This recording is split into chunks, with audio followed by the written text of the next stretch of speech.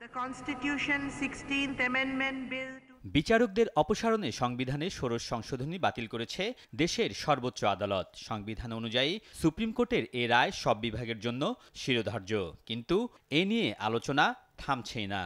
এই constitutional amendment আমরা আবার পাস করব এবং অনবরত করতে থাকব, দেখি জুডিশিয়ারি কত দূর যায়।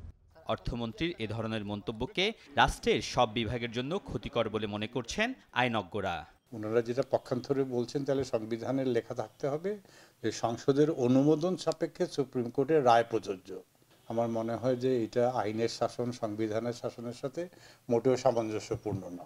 যদি কেউ সংবিধান পড়ে থাকে এবং যদি কোনো লোক সংবিধান সম্পর্কে কোনো ধারণা থাকে, তাহলে এই কথা বলার কোনো সুযোগ নেই। কারণ আমাদের সংবিধানে স্পষ্টভাবে বলা আছে যে সংবিধানের যে আপিল বিভাগ বা সুপ্রিম কোর্ট যে রায় দিবে সেই রায়টা চূড়ান্ত। ঠিক আছে, আমরা অনুরূপ আবার একটু সংশোধনী আমরা নিলাম, মনে করুন সপ্তদশ সংশোধনী করলাম, সেই সংশোধনী কিন্তু আবার তাহলে আপিল বিভাগ আবার একই কারণে বাতিল করে দিতে পারে।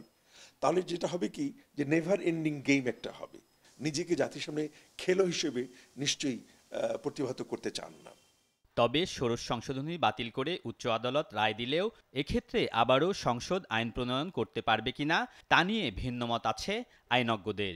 কেউ বলছেন সুপ্রিম জুডিশিয়াল কাউন্সিল কিভাবে গঠিত হতে পারে এ নিয়ে আইন করতে পারে সংসদ। অন্যদের মত, এতে ক্ষুণ্ণ হবে সাংবিধানিক পদে দায়িত্বরতদের চাকুরির শর্তাবলী সংবিধানের 147 ধারা। এখন ওইখানে যদি পরিবর্তন করে চিফ জাস্টিসের পরিবর্তে বা জ্যেষ্ঠতম বিচারপতির পরিবর্তে অন্য কাউকে যদি অভিযোগ তদন্তের দায়িত্ব দেওয়া হয়, আমি এটা জানলে তো আমি নাও আসতে পারতাম। এই পরিবর্তন করাটা সংবিধানের 147 অনুচ্ছেদের পরিপন্থী হবে।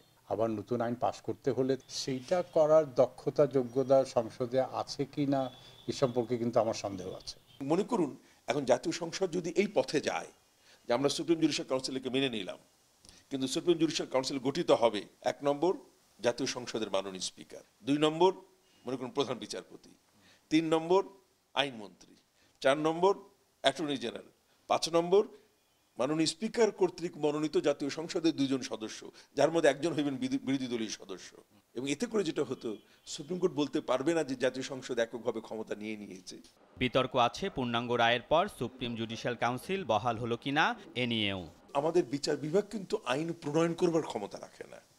সুতরাং যা নেই সেটিকে আমি বললাম যে তো প্রতিস্থাপিত হয়ে গেল বা পুনঃস্থাপিত হয়ে গেল, এই ক্ষমতা কিন্তু আমাদের সংবিধান বিচার বিভাগকে দেয় নাই।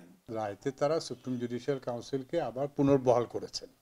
অতএব যেহেতু রায়তে এটা পুনর্বহাল করা হয়েছে, অতএব এটা পুনর্বহাল হয়ে গেছে। আইনের শাসনের স্বার্থে বিচারকদের বিচার নিয়ে টানাহেঁচড়া করা কোনো পক্ষেরই উচিত না বলে মনে করেন জ্যেষ্ঠ আইনজ্ঞরা। আলমগীর স্বপন, যমুনা নিউজ, ঢাকা।